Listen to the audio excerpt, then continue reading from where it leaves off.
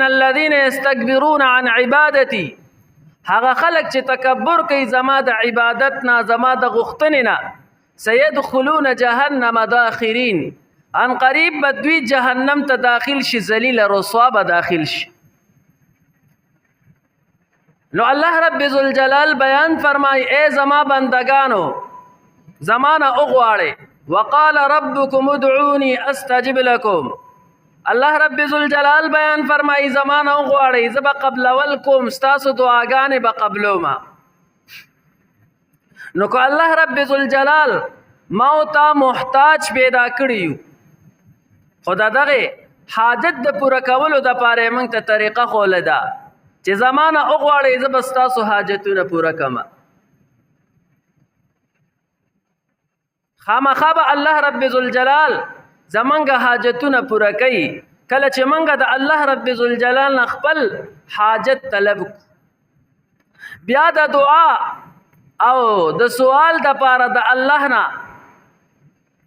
الله رب ذوالجلال هیڅ شرایط نه دی بیان کړي. دا دعا چې کومه ده الله رب ذوالجلال د یو کافرم قبلې ګوري هدایت اوساته. الله رب ذوالجلال د کافر دوام قبلې مسلمان خو پرېږده دا ټول لوی کافر په مخ د ځمکه دا شیطان ابلیس دی چې الله رب ذوالجلال ورته فرمایل ما ته سجده وک زما آدم علیه السلام ته سجده وکا شیطان انکار وکړو ازلی بدبخت تیر شو دومره لوی کافر په مخ د ځمکه د شیطان نه بل لوی کافر نشته. خو دغه شیطان هم چې کله د الله رب ذوالجلال نه دعا غواړي انظرني یا الله ما ته مهلت راکا یا الله مال ژوند راکا الله رب ذوالجلال د شیطان دعام قبلې. الله رب ذوالجلال ورته فرمایل زما تعالی مهلت درکو او تعالی می ژوند درکو. نو شیطان کافر دی او د ټولو نلوی کافر دی. بیا الله رب ذوالجلال د شیطان دعا قبول کړي دا چې الله رب ذوالجلال ورله ژوند ورکړي دی الله رب ذوالجلال ورله مهلت ورکړي دی. نو د مسلمان دعا هو په طریقې اولا الله رب ذوالجلال قبلې. نو د شیطان دعا چې قبول شولا دلته علما بیان فرمایي چې الله رب ذوالجلال د دعا د پاره هیڅ شرایط نه دی بیان کړي. البته بزرگان وایي چې د دعا د قبلېدو د پاره څه شرایط شته. د زیات قبلېدو د پاره نور نفس قبلېدل ماته ته وي کو یو انسان کې ایمان نشته ورله الله رب ذوالجلال دعا قبلې. د شیطان دعای قبول کړي دا الله رب ذوالجلال غفور رحیم ذات ته. نو د شیطان دعای قبول کړي دا د هر چا دعا قبلې د زیات قبلې دو د پاره چې دا دعا زیات قبول شي الله رب ذوالجلال ورله دعا قبول وګرځي زیات. نو د هغې د پاره بیا بزرگان بیان فرمایي چې څه شرایط شته داسې چې په هغې باندې عمل وشي نو د انسان دعا به قبلېږي. حضراتو اول شرط د دعا د پاره دا دی چې د انسان خېټه دا به صفاوي د حرامو نه خېټې ته به حرام سیز نه ور اچي ځکه کله چې په خېټه کې حرام پراته وي بیا هم الله رب ذوالجلال دعا زر نه قبلوي. حجاج ابن یوسف ظالم بادشاہ تیر شوی دی هغه په یو ملک باندې حمله کوله نو چا ورته وی چې په دې کې بزرگان شخصیات پراته دي لوی لوی علماء کرام پکې پراته دي بزرگان پکې پراته دي هغه به درته خیری وکي او د هغوی خیری به د زیت او رسۍ ګورې. حجاج ابن یوسف ویخا د هغې ځای چې څومره بزرگان علما او هغه ټول راغون کړل او هغوی له دعوت وکړو روټۍ ولا وکړله او په تمامو باندې روټۍ وخوړله کله چې روټۍ وخوړله دوی لاړل خپل رعایا ته وی خپل ماتحتو ته وی اوس په ورځې حمله پې کوي وی سیبه بزرگان پکې پراته دي علما پکې پراته دي منگ تا بخیری وکي تباہ و برباد بشو حجاج ابن یوسف ورتوی زی تاسو په حمله کوي د دوی دعا او د دوی خیری به اوس اثر نه کوي ځکه چې ما دوی له دعوت وکړو ما په دوی باندې روټۍ وخوړله او هغه روټۍ مې په حرامه وخوړه نو د دوی د خولې نه کوس خیری راخیږي او کو دعا راخیږي هغه به اثر نه کوي نو د دعا دپاره اول شرط دا دی چې انسان به خپل خوراک حلال وګرځي کله چې خوراک حلال وګرځېدلو الله رب ذوالجلال بیا زر دعا قبلی تر دې پورې راځي کله چې خېټې ته حرامه نوړۍ ورغلله د څلوېښتو ورځو پورې الله رب ذوالجلال لمونځ نه قبلی نو ستا به دعا څه قبوله شي بیا کله چې دعا کې نو دا دعا به داسې وي چې دا به په خیال سره وي په سوچ سره به وي په غفلت سره به دعا نه کې موسی علیه السلام د الله دیدار لتو الله رب ذوالجلال سره د راز او نیاز خبرې کولې په لاره باندې یو کس دی او دعاګانې غواړي لوی لوی دعاګانې غواړي او جاړي موسی علیه السلام ته تپوس کو ولې جاړې دغه کس ورته وی د الله نه دا دعا غواړم چې الله رب ذوالجلال را له دا دعا قبول کړي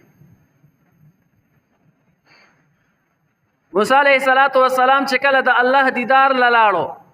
ورته وی یا الله پلان کې ځای کې پلان کې انسانو هغه ډېرې زیاتې لوی لوی دعاګانې غوښتلې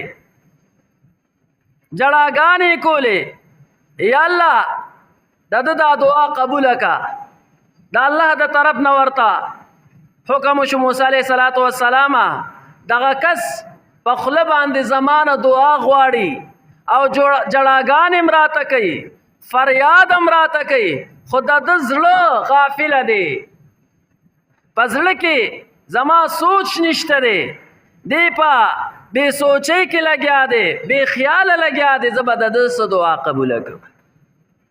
نو کله چې انسان دعا غواړي نو د ده به وایي سوچ الله رب ذوالجلال طرف ته وي په خیال به دعا غواړي بے خیالۍ کې به نه غواړي بے سوچۍ کې به دعا نه غواړي منګه اکثر لاس اوچت کړي یا الله پلان کې کارم وکړي پلان کې سیز راله راکړي تمام دعاګانې غواړو خو زمونږ سوچ بل طرف ته کله چې سوچ بل طرف ته لاړو بیا به هم د دعا نه قبلیږي نو دا په خیال سره به دعا غواړي په غفلت سره به نه غواړي بیا کله چې دغه سوچ هم د برابر شو نو دا دعا چې د الله نه غواړي په یقین سره به غواړي چې یا الله دا دعا به راله خامخا قبلې دا به د یقین وي کو یقین دی نو بیا هم نه قبلیږي هر څه په یقین باندې کیږي کله چې یقین محکم وګرځېږي بیا الله رب ذوالجلال بند لارې کولاوي هغه یو مولوي صاحب لبا و یو کس راتو ورته وی یاره تاله وی زه راځم خو په دې راتلو کې ما ته مخې ته سیند راځي نو ډېر په لرې باندې راتاویږم څه داسې وظیفه راته وښایه چې په دې سیند باندې ورځم او زر پې وریوځم او زر پې راځم زما ډېر وخت ضایع کېږي وایي هغه ورته ووایي چې داسې کار وکړه چې په سیند باندې راځي نو هم بسم الله الرحمن الرحیم وایه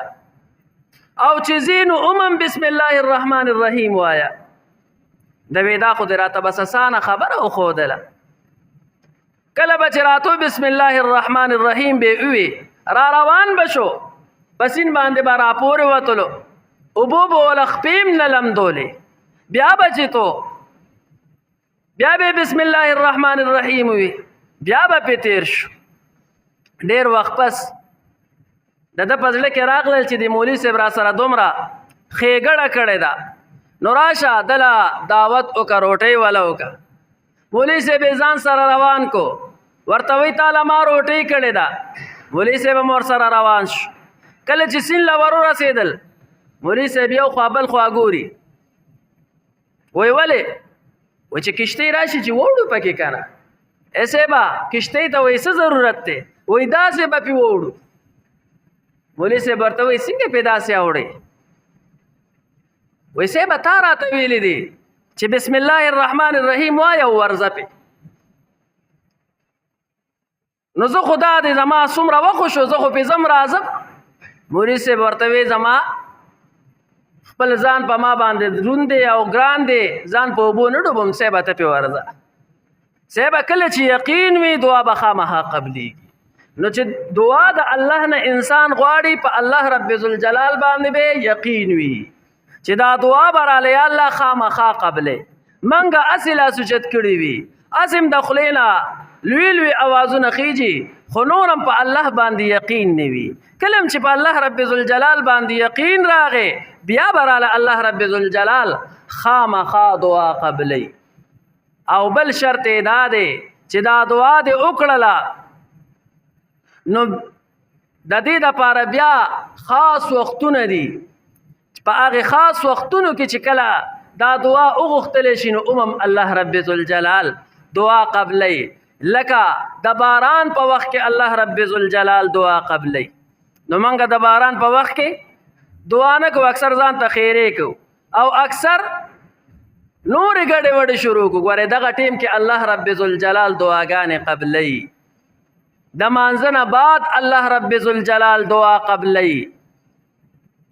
د مور پلار مخ ته په کتو کې دغه ټیم کې الله رب ذوالجلال دعا قبلی کعبه مبارکې ته کتلو کې دغه ټیم کې الله رب ذوالجلال دعا قبلی او د جمعې کې یو داسې وخت د جمعې د ورځ کې دغه ټیم کې الله رب ذوالجلال دعا قبلی او د شپې چې کله دا شپه نیمه اوزي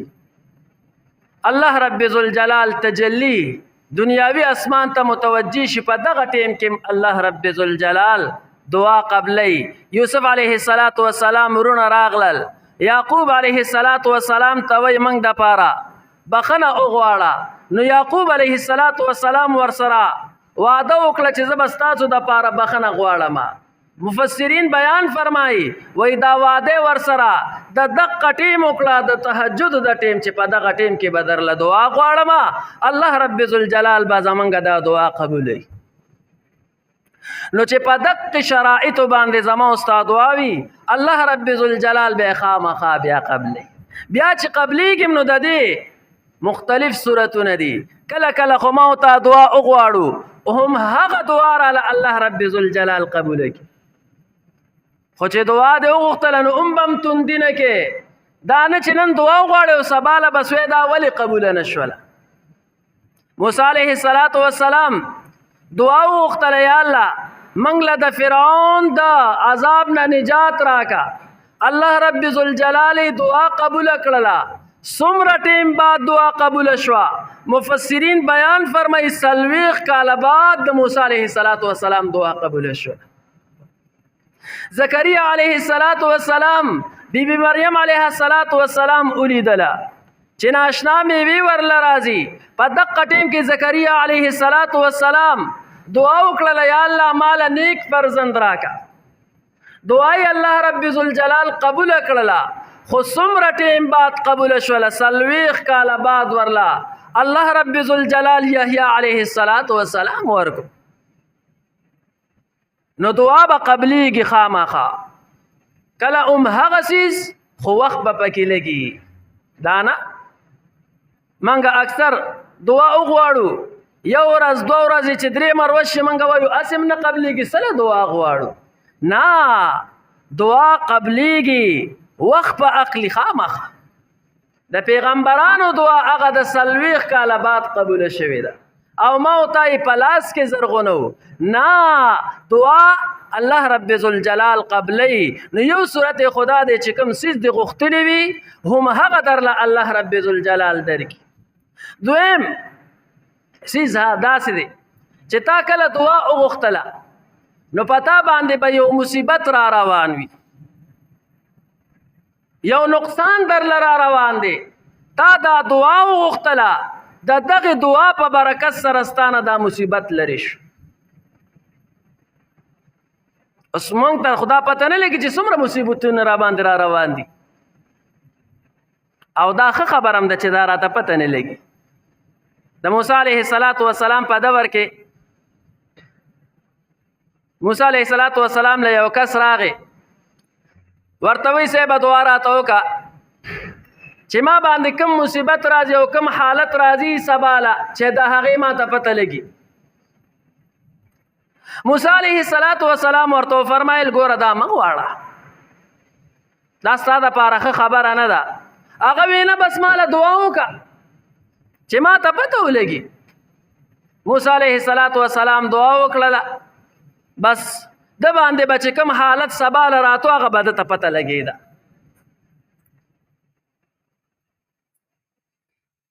سړی خوشحاله شو چې اوس خو څه را باندې راځي د هغې نه به ځان بچ کوو منو. پته ورته دا ولګېده وایي اس دی بیمار دی او اس دی سبا مري. د زر زر را پرانستو او خرڅ یې کو چې ښه ده چې خرڅ مې کو ګینې سباله به مړ شوی و. بیا ورته پته ولګېده سباله دی هلکه غلام مري. د زر زر غلام هم میلې ته بوتو، هغه هم خرڅ کو. په سباله ورته پته ولګېده چې ته مرې. موسی علیه السلام له راغې، ای موسی علیه السلام الله رب ذوالجلال ته ووایه چې دا ما ته دا څه پته لګي دا راته واپس نه واخلي چې پته راته نه لګي. ځکه ما ته خو اوس پته ولګي زه سباله مرمه، دا به څه کېږي. موسی علیه السلام ورته وفرمیل نه بس اوس نه کېږي. دا الله د طرف نه وحی راله چې موسی علیه السلام ده ته ووایه چې لاول ستا اس بیمار شو، بیا ستا غلام بیمار شو، تا ولې خرڅول؟ کله چې ستا اس بیمار شو نو موږ په تا باندې مصیبت راوستو، خو هغه مصیبت هم درله په اس باندې راوستو. نو تا هغه اس خرڅ کو، بیا مصیبت هم درله په غلام باندې راوستو، ستانم مصیبت لري کو په غلام باندې م راوستو، تا هغه م خرڅ کو. نو اوس هغه مصیبت به خامخا په تا باندې راځي. حضراتو نو موږ باندې به داسې یو مصیبت را روان وي، یو نقصان به راله راځي. الله رب ذوالجلال نه چې کله موږ دعا وغواړو هغه مصیبت به رانه الله پاک لري کړي. او دریم صورت د دعا د قبلېدو دا دی چې کله دا دوه منشي کوم څیز هم غوښتلی دی دا هم راله الله پاک رانه کو، مصیبت هم نه دی، نو دا دعا به راله الله پاک د آخرت ذخیره وګرځوي. نو د آخرت ذخیره کې بیا دا ده چې وایي کله یو انسان ته پته ولګي او د باندې ډېر زیات ګناهونه وغیره، نو الله رب ذوالجلال به ورته وفرمایي چې دا دعا دې کړې وه په دنیا کې مې دلر نه وه قبوله کړې، د هغې په بدله کې دا دعا دې کړې وه په دنیا کې مې درله نه وه قبوله کړې، د هغې په بدله کې ده. نو وایي دا انسان به دومره خوشحاله شي او وبه وایي چې یا الله په دنیا کې مانه په قینچیانو باندې غوښې کټ کړې دي او زما یو دعا هم نه وه قبوله شوې، اوس مې ټولې قبولې شوې وي. نو د دعا د قبلېدو دغه درې صورته دي. یا خو به هم هغه څیز چې کوم موږ غواړو هغه به راله الله قبول کړي، یا مصیبت را باندې را روان دی هغه به رانه الله پاک لرې کړي، او یا به راله الله رب ذوالجلال دا دعا د آخرت ذخیره وګرځوي او په آخرت کې به راله الله رب ذوالجلال راکړي. ځکه الله رب ذوالجلال بیان فرمایي وقال ربکم ادعوني استجب لكم، ای زما بندگانو زمانو دعا غواړئ، رب زمانګه بیان فرمایي زمانه غواړي اوس په د چا به حاجت نه وي په دنیا کې څوک هم داسې نشته چې حاجت یې نشته دا هر انسان حاجت شته دا هر انسان ضروریات شته بیا الله رب ذوالجلال بیان فرمایي چې م بادشاه پسې ځه م وزیر پسې ځه م ناظم پسې ځه م د کلي خان پسې ځه زه ستا رب یم مانه وغواړه استجب لکم زه به درله قبول کړم او څوک چې د الله رب ذوالجلال نه دعا نه غواړي ان الذين يستكبرون عن عبادتي الله رب ذوالجلال بیان فرمایي هغه خلق چې تکبر کوي زما د غوښتنې نه زما د عبادت نه سيدخلون جهنم دوی به ان قریب داخل شي جهنم ته داخرین ذلیل او رسوا به داخل شي حضراتو دا دعا غوښتل دا د امت محمدیه خصوصیت نور خلکو به چې کله وی دعا غوښتله لاړ بل پیغمبر ته به وي موږ دپاره دعا وغواړه وای دا د امت محمدیه خصوصیت دی چې الله رب ذوالجلال امت محمدیه ته دا خصوصیت ورکړی دی چې کم ځای کې غواړې په کم ټیم باندې غواړې ما نه دعا غواړه زه به درله قبلوم نو دا د امت محمدیه خصوصیت الله رب ذوالجلال محمد مصطفی د برکت ما تعالی دا لوی خصوصیت را کړی چې کم ځای کې یو د الله رب ذوالجلال نه موږ دعا وغواړو الله رب ذوالجلال به قبلوي بیا پاک پیغمبر بیان فرمایي الدعاء هو العباده چې دا دعا عبادت دی ځکه الله رب ذوالجلال په دې باندې ډېر زیات خوشحالیږي چې یو انسان خپله بندګي ښکاره کړي نو په دې دعا کې ما او ته الله رب ذوالجلال ته خپله بندګي ښکاره کوو چې یا الله زما هېڅ وس نشته دی زما په هیڅ چا باندې وس نه رسي یا الله دا تمام حاجتونه مې ته پوره کړي نو دعا د الله رب ذوالجلال نه غوښتله دا الله رب ذوالجلال پې خوشحالیږي کوم انسان چې د الله نه دعا نه غواړي الله رب ذوالجلال پې خفه کېږي موږ اکثر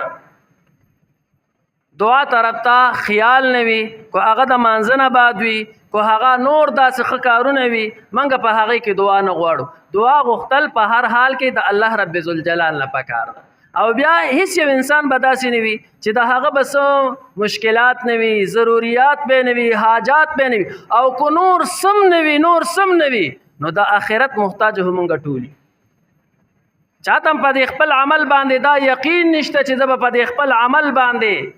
جنت ته داخل شمه نو چې دومره یقین هم نشته موږ د الله رب ذوالجلال نه بیا دا دعاګانې ولې نه غواړو او بیا الله رب ذوالجلال راته دا حکم کوي چې زمانه غواړې زه ستاسو دا دعاګانې قبلوم